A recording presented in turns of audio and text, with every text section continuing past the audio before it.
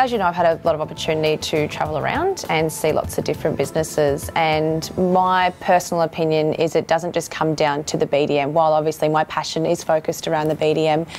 within the property management department, what I really want to cover for myself is the implementation, so what you take away from the training events that you go to, and we've had so many fantastic events throughout 2014. The team involvement, so ensuring that, you know, if you've got 12 staff and only 5 of them go to the event, making sure that everyone takes in the information that's being brought back into the office, and then as a team we're growing together. And then the consistency and follow-up as well. You can't just test an activity and hope that it's going to work in the first month. Sometimes we do get lucky and we reap the rewards very quickly, but in other cases there were activities that I implemented myself that took 6 months before I started to reap some serious benefit. The implementation side is an area that I am very passionate about, and I can honestly say that I had the opportunity to work with a fantastic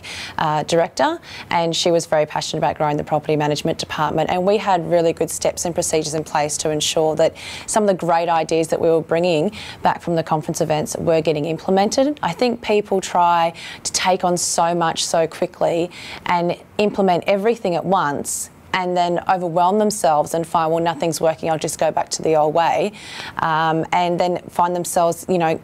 putting it in the in tray, and then ultimately it gets moved down to the next tray, and then it's in the filing tray, and then it comes 12 months later, we're going back to the same event and nothing's changed within the business. So it's really important to have a good system in place for implementation. My recommendation is to start with just one activity a month, because some of them can be quite detailed and stretched out into how long it can take to put into the business and the rewards that you're going to reap back from it as well. So if you just focus on one a month, do that over a 12-month period, I can guarantee you'll start to see some really good growth and quality leads coming into the business.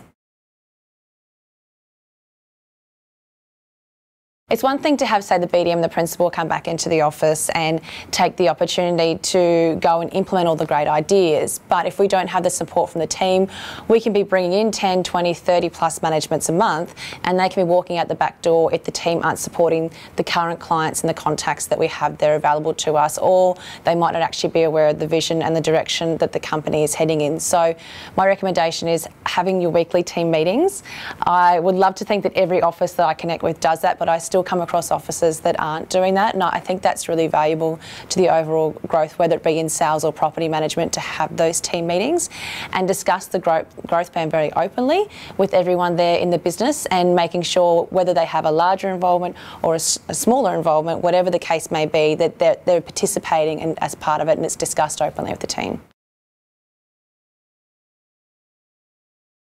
We may not reap the benefit straight away. So there were activities for myself in the past, networking, for example, and some referral relationships that I created in the very beginning that I didn't actually get a reward from straight away. But having that consistent connection with them, creating the meetings, bumping into different networking events and having a conversation with them